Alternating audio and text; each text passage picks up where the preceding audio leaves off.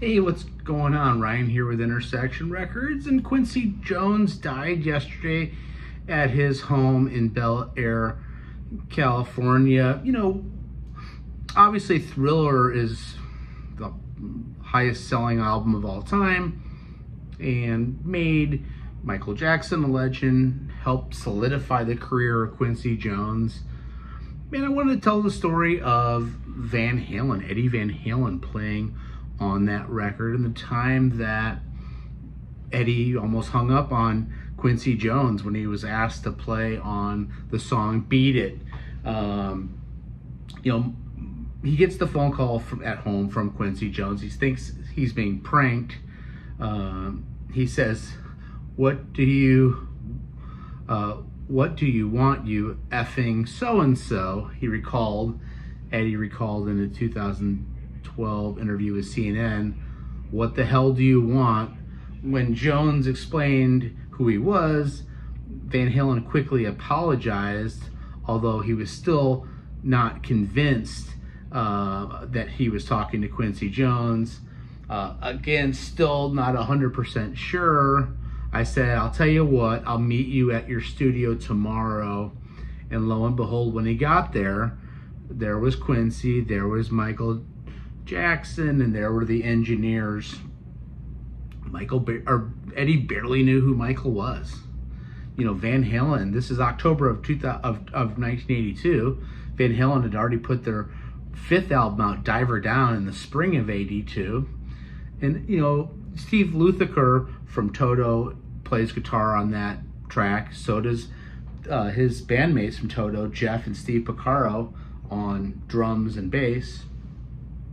You wonder if Steve Lukather suggested Eddie Van Halen. Eddie didn't even take any money for it. Not only that, he really changed the song. Jones and Jackson gave Van Halen license to do whatever he wanted with the song, and he took full advantage, boldly instructing an engineer to rearrange the chords section over the part that he was supposed to play on. He said, I was just finishing the second solo when Michael walked in. I didn't know how he would react to what I was doing, so I warned him before he listened. He turned to me after listening, went, wow, thank you so much for having the passion to not just come up and blaze the solo, but to actually care about the song and make it better. Again, although he was uncredited on the record, it didn't take long for folks to figure out who the guitar player on Beat It was. I remember hearing that, I was 10 years old, 11 years old when that comes out, and I had been into the Van Halen's first album and Diver Down, and this is just prior to 1984 coming out in December of '83. It changed the game. It also brought lots of rock fans to the Thriller album, and let's face it, you go back and listen to that song, it is just dynamic. It bounces off the record.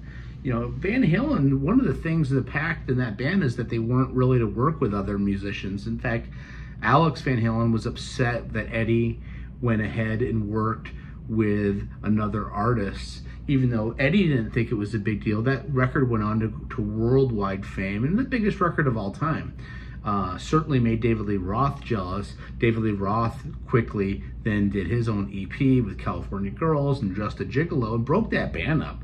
So in a way, that phone call from Quincy Jones broke up the original lineup of Van Halen. If you look at it that way, it's interesting. But man, what a solo. What an idea by Quincy. What an idea for Michael to make that record so much better. Check out my channel. We do shows every day. Peace out. See you.